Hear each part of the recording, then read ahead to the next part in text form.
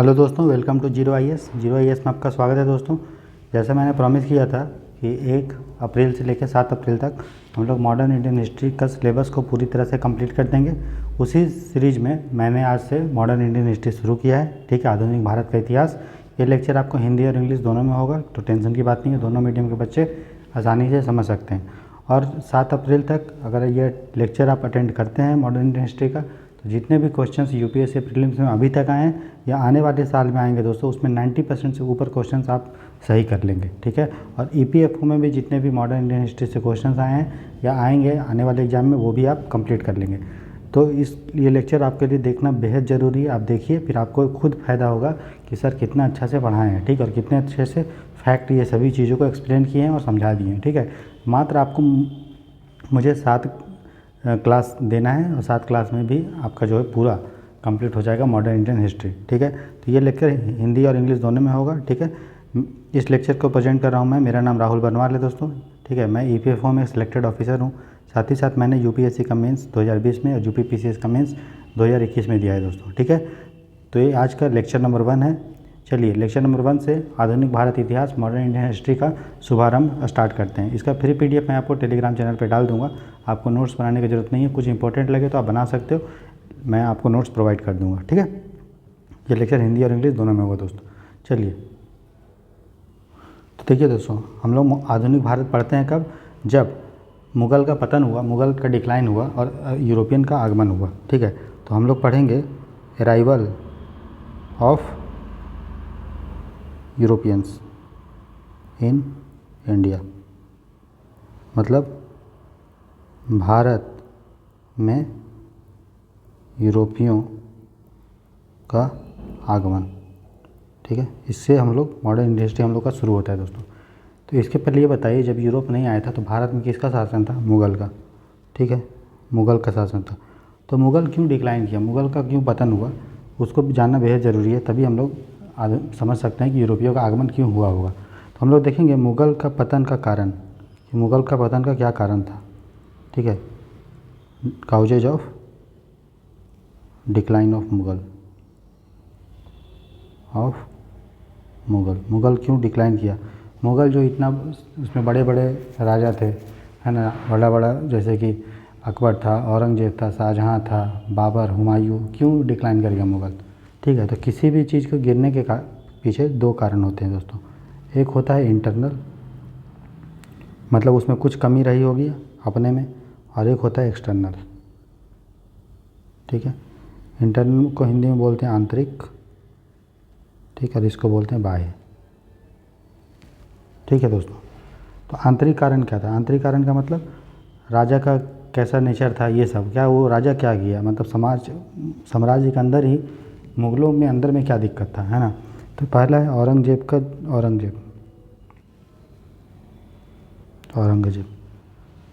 तो आपको पता है औरंगजेब जो है वो क्या चाहता था? बहुत सारे एरिया को कैप्चर करना चाहता था। इसलिए उसने बहुत सारा युद्ध लड़ा, दक्षिण भारत तक भी चला गया, साउथ इंडिया तक भी।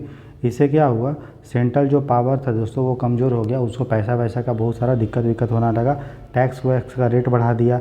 इसके अलावा औरंगजेब का जो था बहुत सारा रिलीजियस धार्मिक पॉलिसी था। वो जबरन लोगों को धर्म परिवर्तन कराना, टैक्स वैक्स लगाना, जजिया वजिया लगाना, इससे भी लोगों में नाराज़गी हुई। और जो मुग़ल पतन का एक बड़ा सा कारण था दोस्तों, क्या? औरंगजेब। ठीक है, आंतरिक कारण। दूसरा है वीक सक्सेसर, मतलब कमज़ोर वंशज। तो औरंगजेब तो बहुत स्ट्रॉन्ग राजा था। ठीक है, लेकिन इसके बाद जो आए बहादुर शाह, फिर जहांगीर शाह, फारूक सियार, है ना, मोहम्मद शाह, ये सब का जो शासन काल था वो बहुत कमज़ोर कड़ी था।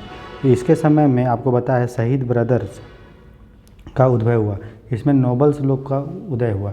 उसके कारण क्या हुआ कि राजा जो है धीरे धीरे जब कमज़ोर हुआ तो नोबल्स का उदय हुआ, और वो आपस में लड़ते थे, आपस में कुछ एरिया कैप्चर करना चाहते थे, पावर कैप्चर करना चाहते थे, पैसा कैप्चर करना चाहते थे। तो उसके कारण वो अपने में लड़ने झगड़ने लगे, सैनिक वैनिक युद्ध होने लगा, सैनिक मारे जाने लगे। तो आंतरिक कारण के रूप में वीक सक्सेसर भी एक कड़ी है। ठीक है, तीसरा होता है जो नोबल्स है, जो कुलीन वर्ग जो दोस्तों था, कुलीन वर्ग जो मंत्री था, वो खुद को, राजा जब कमज़ोर होने लगा तो खुद को स्वतंत्र घोषित करने लगे और मुग़ल शासन को जो है कमज़ोर करने की कोशिश किए जाने लगी। तो ठीक है, नोबल्स का उदय हुआ। नोबल चाहते थे अधिक से अधिक एरिया हम कैप्चर करते हैं, अधिक से अधिक हमको पैसा मिले। जैसे आपको पता होगा कि सईद ब्रदर्स का उदय हुआ था, है ना, फारुख जहांगीर शाह के टाइम में। उसके बाद आपने देखा होगा कि जो मोहम्मद शाह है उसको शासन कौन प्रोवाइड किया, तो सईद ब्रदर ये सब प्रोवाइड किया। बात समझ में आ रहा है ना। तो इस तरह से जो है कुलीन जब कवर का उदय हुआ तो वो उससे भी राजा जो है कुलीन पे ज़्यादा डिपेंड रखने लगा, नोबल्स पे ज़्यादा डिपेंड रहने लगा, तो मुग़ल शासन जो है कमज़ोर हो गया। ठीक है, अगला है मनसबदारी। मनसबदारी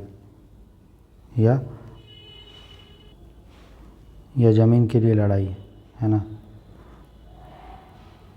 लड़ाई। इसमें क्या होने लगा दोस्तों, मनसबदारी का मतलब क्या समझते हैं कि पहले क्या होता था, कोई भी मंत्री होता था तो उसको राजा पैसा देता था सैलरी रूप में, ठीक है। लेकिन जब राजा खुद ही कमज़ोर हो गया तो वो क्या करने लगा, बोला कि भैया तुम जो है ना ये ज़मीन ही ले लो और ज़मीन से जो टैक्स होगा वो कलेक्ट कर लेना, कुछ पैसा राजा को देना और कुछ पैसा मंत्री अपने पास रखेगा। तो जैसे जैसे राजा कमज़ोर हुआ तो वो जो पैसा था वो मंत्री जो है राजा को ना दे करके पूरा पैसा अपने रखने लगा और पूरा एरिया पे धीरे धीरे कैप्चर करने लगा। तो इससे भी जो है हमारा मुग़ल साम्राज्य जो है धीरे धीरे दोस्तों क्या हुआ, कमज़ोर हो गया। बात समझ में आ रहा है। तो ये चीज़ है तो ये तो आंतरिक कारण था। बाह्य कारण क्या था, तो बाह्य कारण आपको पता है कि उसी समय जो दोस्तों, बाह्य मतलब जो मुग़ल साम्राज्य से रिलेटेड नहीं है, तो मराठा का उदय हुआ। पता है मराठा का उदय इसी समय आपका शिवाजी का उदय हुआ, पेशवा ये सब का। तो वो लोग भी जो है मुग़लों को जो है कमज़ोर करने लगे, बार बार उनके टेरिटरी पे अटैक करता था। तो दोनों राज्य का, दोनों साम्राज्य का सैनिक मरता था, लड़ता था। तो इससे भी मुग़ल शासन का पैसा भी ख़त्म होता था और सैनिक भी जो है मारे जाते थे।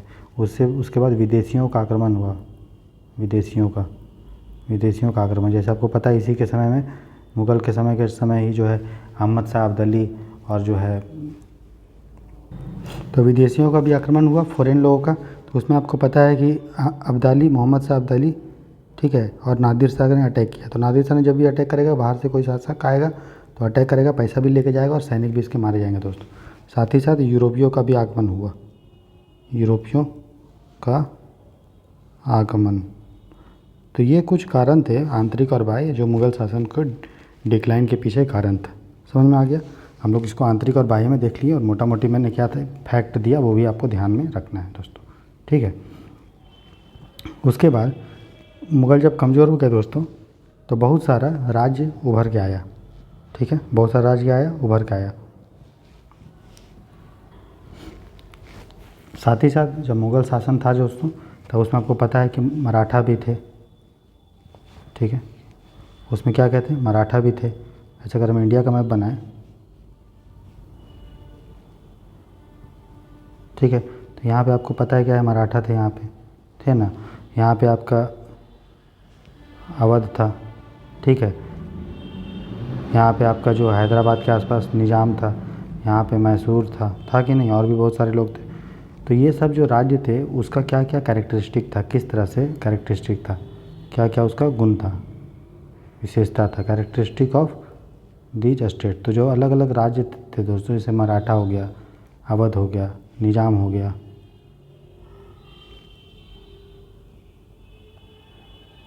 मैसूर हो गया, अवध हो गया, तो इनका क्या क्या क्वालिटी था, तो क्या क्या विशेषता था। तो पहला था कि उनकी इकोनॉमी डिफ़र करती थी, अर्थव्यवस्था। किसी का अर्थव्यवस्था, जैसे मराठा का जो अर्थव्यवस्था था वो प्लंडरिंग पे डिपेंड था, लूट का पैसा वो लोग जो है करते थे, अलग अलग टैक्स लगाते थे। चौथ सरदेशमुखी, व्यापार उतना नहीं होता था मराठा में।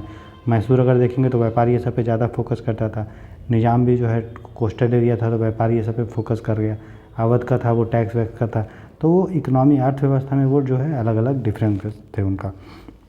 उसके बाद रूल में डिफरेंस था, कहीं कहीं देखोगे आप बहुत क्रूर शासन था, जैसे औरंगजेब के समय में मराठा में शासन थोड़ा ठीक ठाक था, कहीं कहीं देखोगे राजा बहुत स्ट्रांग था, कहीं राजा बहुत कमज़ोर हो गया। तो वो रूल में भी जो है डिफरेंस था, कल्चर में भी डिफरेंस था। कोई राजा जो होता था वो मुस्लिम कल्चर को प्रोटेक्ट, इस्लाम को करता था, कोई हिंदुइज़म को प्रमोट करता था, है ना। कोई राजा आप देखेंगे तो उसके समय सोना चांदी बहुत प्रमोट हुआ, किसी समय व्यापार प्रमोट हुआ, किसी के समय मंदिर मस्जिद ये सब बनाने लगे, किसी में तोड़े जाने लगे। तो ये कैरेक्टरिस्टिक था, विशेषताएं था उस राज्य का, ठीक है। उसके बाद लैंग्वेज भी अलग देखेंगे हम। लैंग्वेज के रिस्पेक्ट में भी देखें तो मराठा में मराठी बोला जाने लगा, निजाम के समय में जो है तेलुगु था, मैसूर में कन्नड़ था, अवध में जो है अवधी भाषा बोला प्रमोट किया जाने लगा। तो लैंग्वेज के रिस्पेक्ट में भी ये सब जो राज्य थे, जो रियासत था, वो भी वैरी करता था। लेकिन सब में भले वो डिफरेंस तो है, डिफरेंस इनकी इकोनॉमी में हो सकता है, अलग हो सकता है, इनके रूल में हो सकता है, इनके कल्चर में हो सकता है, लैंग्वेज में, लेकिन जो कॉमन पॉइंट था कि जो सब में जो समानता था वो ये था, सभी लोगों ने ट्रेड माने व्यापार और एग्रीकल्चर कृषि को प्रमोट किया। क्या किया? प्रमोट किया, बढ़ावा दिया, समर्थन दिया।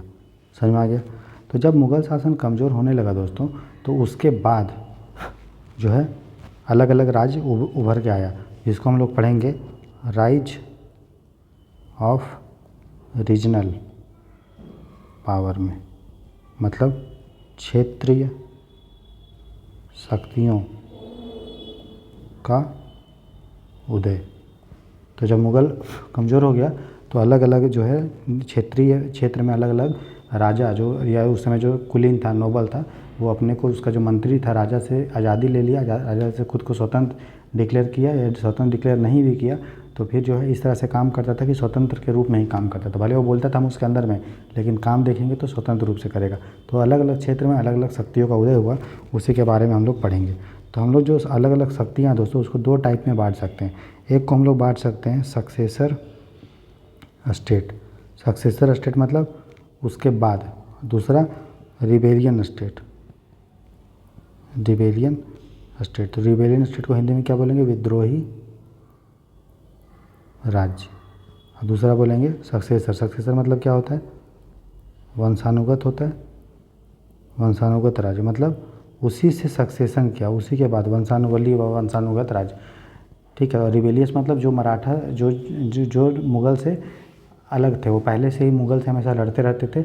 वंशानुगत सक्सेसर का मतलब ये मुग़ल के अंदर में ही था। मुग़ल का क्या था, अलग अलग आपको पता है, नोबल को भेजा गया था। जैसे देखो हम देखें अगर मेरा ये इंडिया है दोस्तों, ठीक है,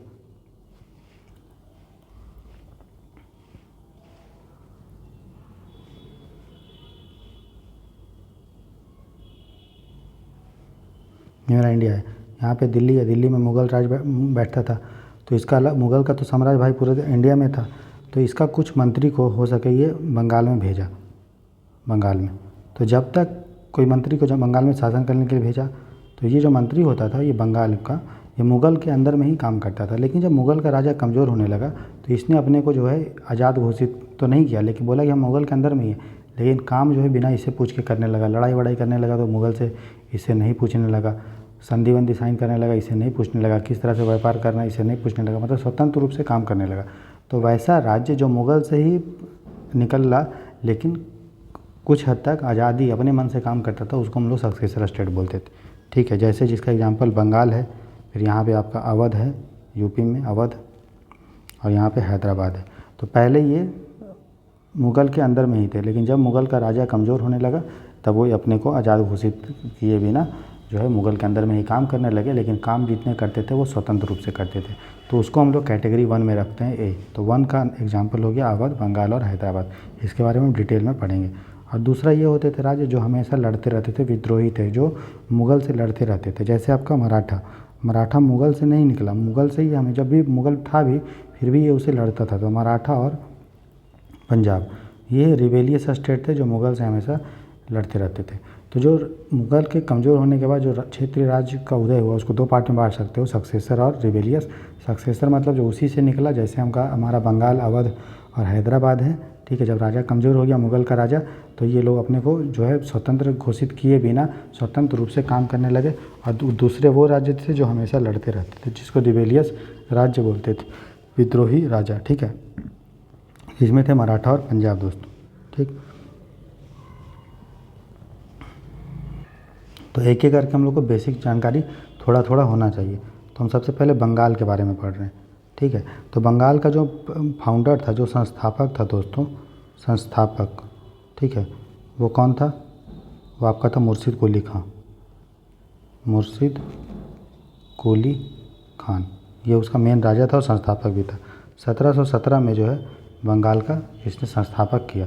ठीक है, उसके बाद अलीवर्दी खान आया, मेन राजा जो था, छोटे मोटे आए होंगे लेकिन मेन जो था वो अलीवर्दी खान आया। फिर सिराजुद्दौला ये सब आया। ठीक है, सिराज उद दौला। तो ये सब जो है आपको बंगाल से रिलेटेड समझना चाहिए कि ये एक तरह का सक्सेसर राष्ट्र था। फाउंडर था मुर्शिद कुली खां 1717 में, और अलीवर्दी खान आया, फिर सिराजुद्दौला आया। ठीक है, उसके बाद दोस्तों हम अवध में देखते हैं, अवध के बारे में देखते हैं। ठीक है, तो अवध के बारे में इसका जो फाउंडर वो कौन था दोस्तों? सादत खान। क्या नाम था उसका? सादत खान। कब किया था? 1722 में। तो सबसे पहले बंगाल हुआ था, फिर जाके हुआ था आपका अवध। ठीक है, इसकी राजधानी क्या थी दोस्तों? कैपिटल क्या था? राजधानी था आपका अयोध्या। ठीक है, और बाद में क्या बना? फैजाबाद। और फैजाबाद के बाद क्या बना? लखनऊ। ठीक है, समझे? तो अयोध्या बना, उसके बाद में आपका बना फैजाबाद, और फिर बना लखनऊ। ठीक है, तो ये अवध का राजधानी था। उसके बाद आया सफदर जंग। तो सादत खान उसका फाउंडर था अवध का 1722 में, और सफदर जंग उसके बाद आया। ठीक है, तो ये हमारा अवध का हो गया। उसके बाद एक चीज़ आपको और इसमें थोड़ा सा बताना है दोस्तों।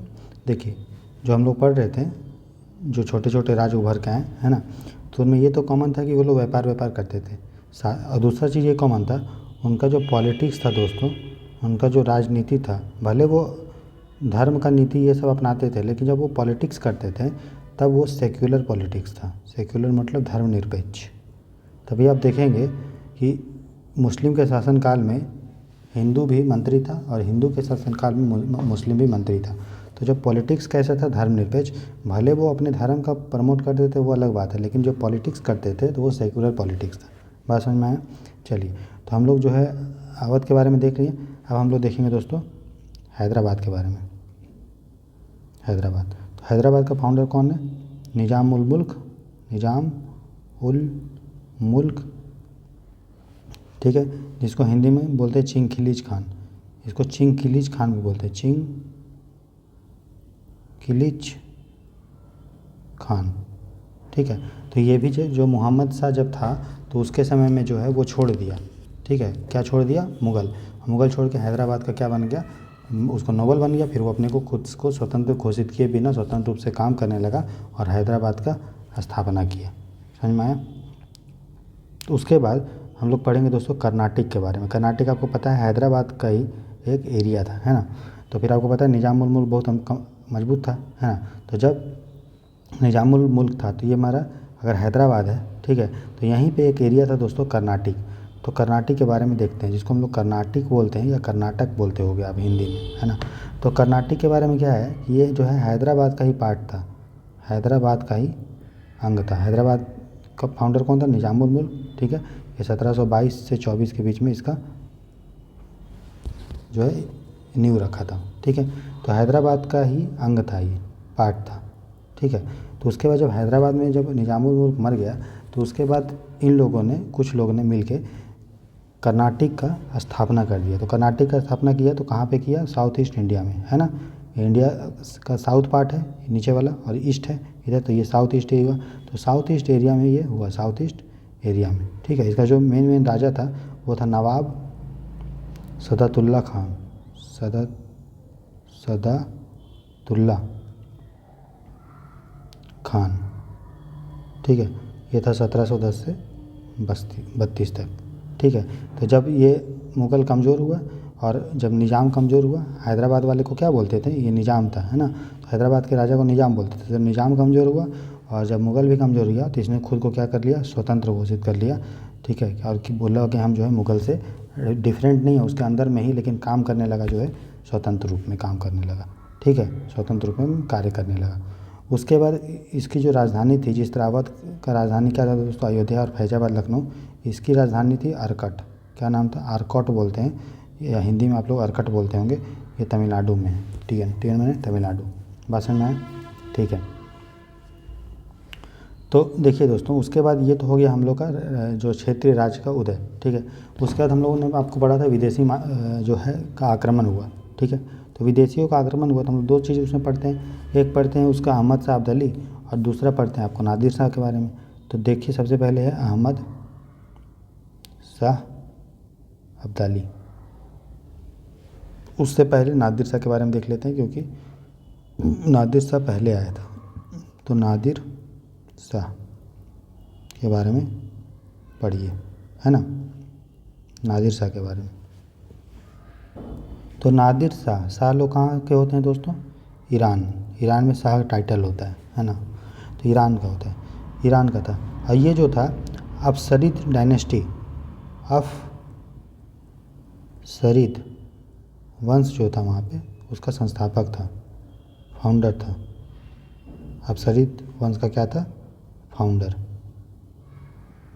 ठीक है, तो ये आपको पता है खैबर पास है, खैबर एक दर्रा है ना, खैबर दर्रा या पास, उससे होके इंडिया में घुसा था। ठीक है, फिर दिल्ली में अटैक कर रहा है इसने, दिल्ली में अटैक किया 1739 में, मुग़ल को हराया। ठीक है, कहाँ पे हराया? तो करनाल के युद्ध में हराया, करनाल के युद्ध में। ठीक है ना, करनाल के युद्ध में हरा दिया। किसको हराया? तो मुग़ल को हराया। तो वो उसमें युद्ध में जो था उसका साथ जो है था हैदराबाद का निज़ाम भी दिया था और अवध का भी निज़ाम दिया था, लेकिन दोनों को हरा दिया, सबको हरा दिया, मुग़लों को हरा दिया, निज़ाम को हरा दिया और अवध का जो था सादत खान उसको भी हरा दिया। हराने के बाद यहाँ मयूर सिंहासन जो था, मयूर सिंहासन उसको ले गया। मयूर सिंहासन मतलब पीकॉक थ्रोन जो शाहजहाँ का था, उसको लेके भाग गया। ठीक है, समझ गए? तो ये तो आपका किस में था? नादिर शाह के बारे में। दूसरा है अहमद शाह अब्दाली, ये भी कम बदमाश नहीं था, है ना। तो हम लोग देखते हैं दूसरा अहमद शाह अब्दाली के बारे में। अहमद शाह अब्दाली के बारे में देखते हैं। ठीक है, तो ये कहाँ का दोस्तों? वो कहाँ का था? नादिर शाह ईरान का। ये कहाँ का था? अफ़गानिस्तान का था। ठीक है, तो इसने दोस्तों ये दुरानी डायनेस्टी का था। किसका था? दुर्रानी वंश का था। ठीक है ना। तो इसने जो है भारत पे आक्रमण करना चालू किया 1748 से लेकर 1767 तक। ठीक है, तो जब वो अटैक किया और फिर वापस गया तो अपने एक आदमी को जो है इंडिया में रख दिया, नोबल को। तो उस पर क्या हुआ, मराठा जो है उसको अटैक कर दिया उस पर, तो इसको आया गुस्सा। फिर जाके ये जो आया इंडिया में आया 1761 में और पानीपत का तीसरा युद्ध हुआ, third battle of Panipat. Third battle of Panipat की तीसरी लड़ाई हुई। ठीक है, तो इसमें कौन कौन था, किसके अगेंस्ट था? तो देखिए ये था, एक तरफ थे मराठा, तो मराठा का कमांडर जो था वो था सदाशिव राव। तो मराठा वर्सेस, तो एक तरफ मराठा और दूसरे तरफ ये साला हरामी। ठीक है, अहमद शाह अब्दाली। ठीक है, एक तरफ ये था और रोहिलखंड के जो अफ़गान थे वो भी इसको मदद किए थे, रोहिलखंड के अफ़गानी लोग भी इसको मदद किए थे। ठीक है, और कौन मदद किया था? शुजाउद्दौला, जो अवध का राजा था ना, शुजाउद्दौला,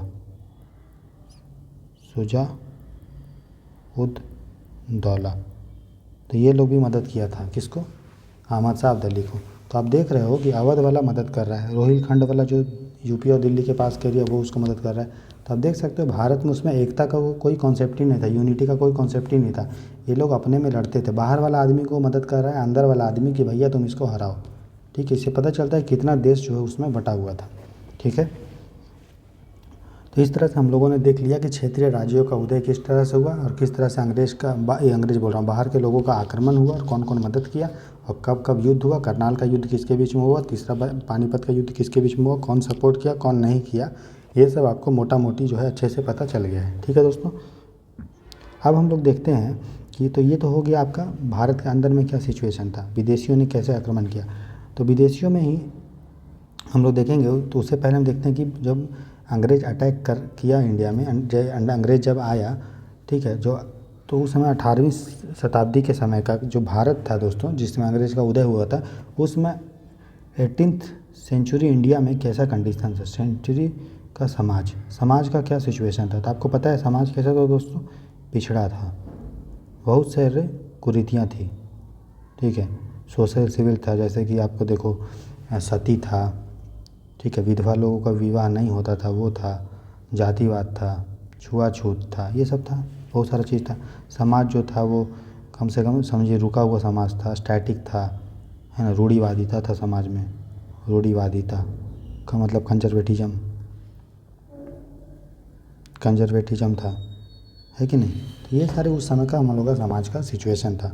और अंग्रेज जो था वो क्या था, एडवांस था, वो वहाँ पे मॉडर्न डेमोक्रेटिक वैल्यू था अंग्रेज में, इंग्लैंड में। इंडिया में वो तो शासन कर किया बहुत ख़राब तरीक़ा से, लेकिन जिस समाज से अंग्रेज आया था वो बहुत रैशनल साइंटिफिक टेम्परामेंट के लोग थे।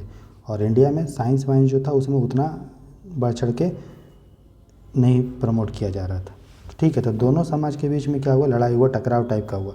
जब इंग्लैंड आया इंडिया में, इंग्लैंड के लोग आए, इंग्लैंड का जो राजा वाजा आया या गवर्नर आया और इंडिया के लोग थे, तो उनके बीच में क्या हुआ, टकराव हुआ। क्यों टकराव हुआ कि हम लोग का समाज थोड़ा डिफरेंट टाइप का था और ब्रिटेन का जो समाज था वो डिफरेंट टाइप का था, ठीक है। और उस समय जो इंडिया था दोस्तों, 18वीं शताब्दी में जो भारत था, आपको पता है भारत बहुत अमीर हुआ होता था। कैसा होता था, सोने की चिड़िया। क्यों बोलते थे सोने की चिड़िया, जानते हो।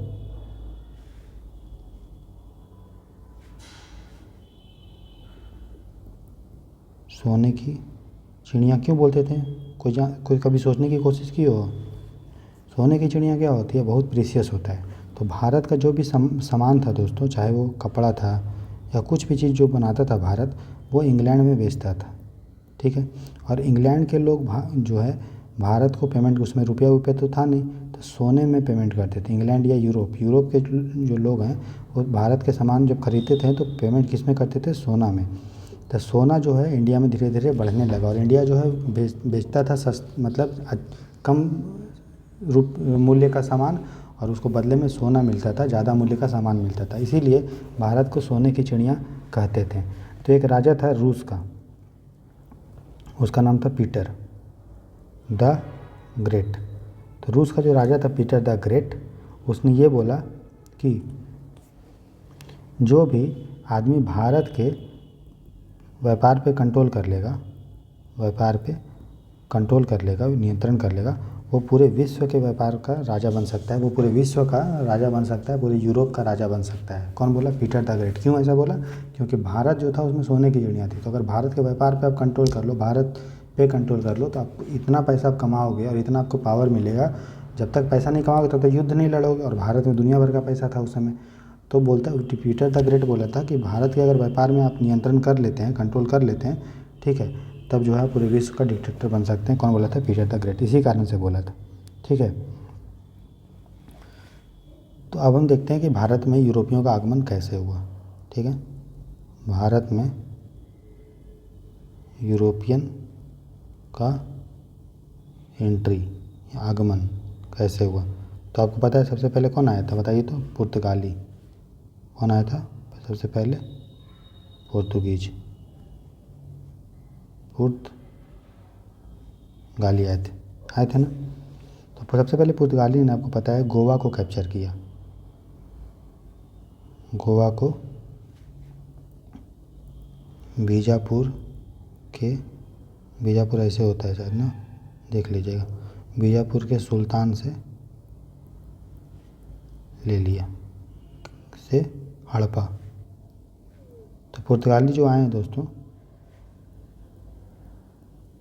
ठीक है, तो सबसे पहले आपको ये समझना पड़ेगा कि पुर्तगाली लोग जो है क्यों यूरोप के लोग इंडिया में आए। सबसे पहले ये समझोगे तब तो पता चलेगा ना कि क्यों आए। वो बता देता हूँ कि क्यों जो है पुर्तगाली या यूरोप के लोग आए। तो देखिए, अगर मैं ये मैप बनाऊँगा कि ये अगर हमारा इंडिया है दोस्तों, थोड़ा सा बढ़िया से बना देते हैं ना। तो अगर हम मैप बनाऊँ, ठीक है,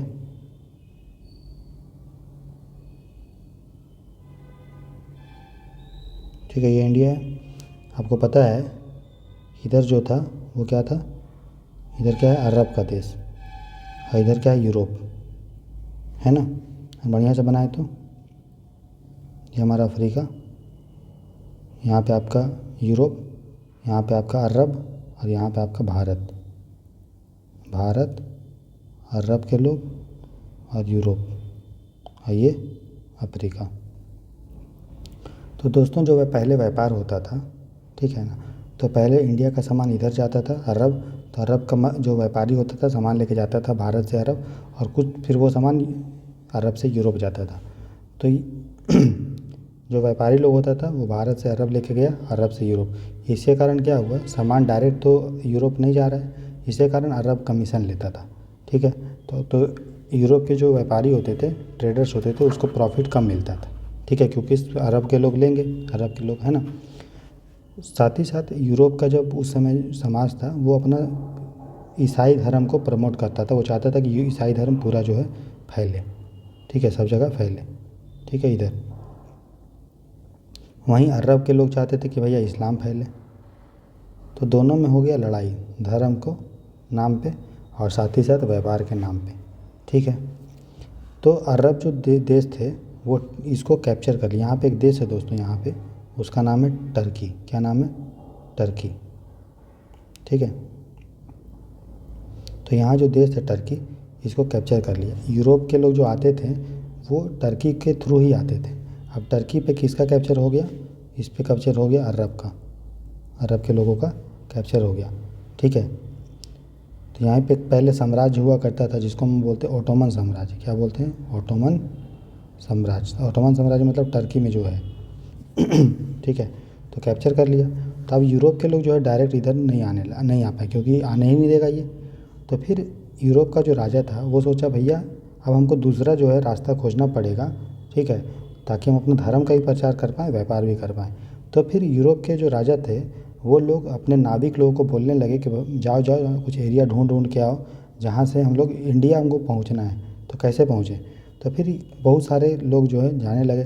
तो उसमें से एक सक्सेसफुल आदमी था जिसका नाम था वास्को डी गामा। तो वास्को डी गामा जो था 1498 में, ठीक है, सी रूट से मतलब समुद्री मार्ग से भारत का खोज किया दोस्तों। भारत तो था ही, लेकिन भारत का खोज करना मतलब समुद्री मार्ग का खोज किया जिससे हम भारत आ पाएँ, ठीक है। कौन, 1498 में, कौन, क्या नाम था, वास्को डी गामा, ठीक है।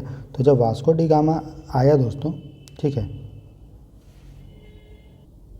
तो वो कहाँ पहुँचा, वो पहुँचा कलिकट। कहाँ पहुँचा, कलिकट। कलिकट कहाँ है, केरल में, केरल में। तो इसको रास्ते में जो आदमी मदद किया उसका नाम था अब्दुल मजीद। अब्दुल मजीद जो एक क्या था, वो भी एक नाविक था। तो वो जो नाविक था अब्दुल मजीद जो इंडिया का था, वो मदद किया उसको पहुंचने में। कहाँ पे मदद किया, इंडिया आने में, ठीक है। तो जब इंडिया आया तो इंडिया का जो उसमें केरल का जो राजा था, कलिकट का राजा था, उसका नाम था जमोरिन। क्या नाम था, जमोरिन। तो जमोरिन ने उसका क्या किया, स्वागत किया, ठीक है। और इसका जो पूरा यात्रा का जो खर्चा उठाया, जो सपोर्ट किया, वो पुर्तगाल का था। ये पुर्तगाली था ना, पुर्तगाली था। तो पुर्तगाल का जो राजा था दोस्तों उस समय जो इसको सपोर्ट किया उसका नाम था मैनुअल। तो मैनुअल ने इसको, जो मैनुअल वन ने इसके यात्रा को सपोर्ट किया। तो वास्को डी गामा आया और उसके बाद एक बार नहीं आया, वो बहुत बार जो है, एक बार और आया। तो एक बार तो 1498 में आया और एक बार फिर आया और क्या किया, तो इंडिया से गया, यहाँ से पूरा जो काली मिर्च होती है, जो ब्लैक पेपर, गोलकी को लिया और मसाला लेके पूरा इंग्लैंड में, यूरोप में बेचा और उसको खूब सारा क्या हुआ दोस्तों, प्रॉफिट हुआ। तो इस तरह से भारत में जो है समुद्री मार्ग का खोज हुआ कि किस तरह से हम जो है यूरोप से अफ्रीका, यूरोप से इंडिया आ सकें। तो हम लोग पढ़ रहे थे क्या, पुर्तगाली के बारे में। अब हम लोग पढ़ेंगे पुर्तगाली के बारे में। तो आपको समझ में आ गया कि क्यों जो है खोजना पड़ा यूरोपियों को अलग मार्ग, है ना। अब हम लोग पढ़ते हैं पुर्तगीज़ के बारे में। पुर्तगाली के बारे में पढ़ेंगे। थोड़ा हैंड राइटिंग मेरी ठीक है, लेकिन जल्दी में मुझे लिखना भी पड़ता है, पढ़ाना ही पड़ता है, तो इसलिए थोड़ा हो जाता है, ठीक है। बाकी मैं इसका नोट्स अच्छे से लिख के आपको दे दूँगा, ठीक है, टेंशन मत लीजिए।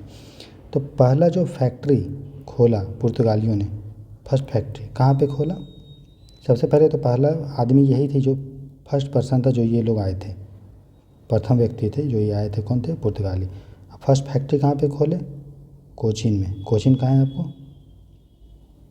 कोचीन, ऐसे ही होता है ना, कोचीन में खोले। कोचीन कहाँ है? केरल में। ये अब यहाँ पे फैक्ट्री, फैक्ट्री का क्या आप समझते हो कि वहाँ कुछ बनता था? नहीं, फैक्ट्री का मतलब समझ लो गोदाम, गोदाम टाइप का था, गोडाउन जिसको बोलते हैं ना अंग्रेजी में, गोडाउन। तो गोडाउन मतलब क्या होता था? वहाँ पे कुछ सामान बनता नहीं था, बल्कि जो पुर्तगाली लोग थे वो भारत से सामान खरीद लेते थे और इस गोदाम में स्टोर करते थे, फिर यहाँ से सामान ले जाके यूरोप में बेचते थे। उसी को फैक्ट्री बोलते थे। तो जहाँ भी फैक्ट्री लिखा हो ना, कोई भी फैक्ट्री, चाहे अंग्रेज़ का फैक्ट्री, पुर्तगाली का फैक्ट्री, फ्रांस का फैक्ट्री या डेनिश का फैक्ट्री या फ्रेंच का फैक्ट्री, किसी का भी फैक्ट्री का मतलब समझो वहाँ पे कुछ बनता नहीं था, बल्कि वहाँ पे जो है सामान इकट्ठा होता था, फिर वहाँ सामान हम लोग बेचते थे। ठीक है, समझ में आया? तो पहला जो वाइसराय था, पुर्तगाली वाइसराय। अब वाइसराय क्या किया? अब पुर्तगालियों ने कंपनी बनाया था, पुर्तगाली ईस्ट इंडिया कंपनी। जब कंपनी बनाए तो उसको गवर्न करने के लिए भारत में कोई आदमी चाहिए ना, तो उसी को वाइसराय बोलते हैं। तो पहला पुर्तगाली वाइसराय का नाम था फ्रांसिस्को डी अल्मीडा। नाम आपने सुना होगा, फ्रांसिस्को डी अल्मीडा। ये पहला पुर्तगाली वाइसराय था भारत का। ठीक है, ये था आपका 1506 से लेके 1505 से लेके 1509 तक। इसने जो है ब्लू वाटर पॉलिसी लेके आया था। ब्लू वाटर पॉलिसी मतलब नीला पानी की नीति, नीले पानी की नीति। कहने का मतलब ये नीला पानी मतलब ये मानता था कि जो भी आदमी भारत के इंडियन ओशियन मतलब हिंद महासागर में कंट्रोल कर लेगा, वो पूरे इंडिया पे कंट्रोल कर सकता है। इसलिए इसने अपने शासनकाल में समुद्र पे बहुत ज़्यादा फोकस किया और समुद्र पे फोकस करने के लिए लेके आया ब्लू वाटर पॉलिसी। और ब्लू वाटर पॉलिसी में एक चीज़ था जिसको हम लोग बोलते हैं कार्टेज सिस्टम। कार्टेज सिस्टम, कार्टाज सिस्टम लेके आया। कारटाज बोल दीजिए, कार्टाज सिस्टम। कार्टाज सिस्टम का मतलब ये है कि कोई भी नाव, अगर जैसे कि आपको पता है ये इंडिया है, ठीक है, ये इंडिया, यहाँ पे समुद्र, इधर भी समुद्र है। तो ये बोलता था कोई भी अगर आदमी चाहता है कि हम समुद्री मार्ग से आके इंडिया में व्यापार करें तो उसको पुर्तगालियों से परमिशन लेना पड़ेगा, और उस परमिशन को हम लोग बोलते हैं कार्टेज सिस्टम। तो कार्टेज सिस्टम क्या था? एक तरह का लाइसेंस था। अगर आपको इंडियन ओशियन, हिंद महासागर में व्यापार करना है तो आपको जो है पुर्तगालियों से परमिशन लेना पड़ेगा, लाइसेंस लेना पड़ेगा, जिसको कार्टेज सिस्टम बोलते हैं। तो समझ में आ रहा है किस तरह से आप देख रहे हो कि पुर्तगाली जो है किस तरह से इंडियन ओशियन को कंट्रोल कर रहे हैं दोस्तों। ठीक है ना, समझ में आ गया? चलिए तो उसके बाद जो है, तो दोस्तों ये जो लेक्चर 1 है इसका पार्ट 1 ये है, ठीक है। पार्ट 2 में हम लोग और भी आगे पढ़ेंगे, ठीक है। उसके पहले लेक्चर आपको कंप्लीट देखिए, ठीक है, और बताइए कि कैसा आपको लेक्चर लग रहा है। क्या मुझे मॉडर्न इंडियन हिस्ट्री का जो मैंने शुरू किया है, इनिशिएटिव लिया है, क्या मुझे आगे कंटिन्यू रखना चाहिए? ये कमेंट सेक्शन में आपको कमेंट करके बताइएगा, ठीक है। जितना लाइक्स आएगा, जितना कमेंट आएगा, उसके अकॉर्डिंग जो है आपका लेक्चर आएगा, ठीक है। मैं तो कोशिश करूँगा आपको अच्छे से पढ़ा के पूरा कंप्लीट करके आपको सिलेक्शन दिलवा दूँ, लेकिन आपका ही फर्ज बनता है कि आप लेक्चर को लाइक कीजिए, कमेंट कीजिए और अपना फीडबैक दीजिए, ठीक है, ताकि मुझे मोटिवेशन का काम करे, ठीक है। तो चलिए दोस्तों, मिलते हैं अगले पार्ट लेक्चर 1 के ही पार्ट 2 में मिलेंगे, जहाँ पे हम लोग फिर से आधा 45 मिनट से 50 मिनट तक आगे पढ़ेंगे, ठीक है। God bless you, thanks for watching the lecture, have a nice day.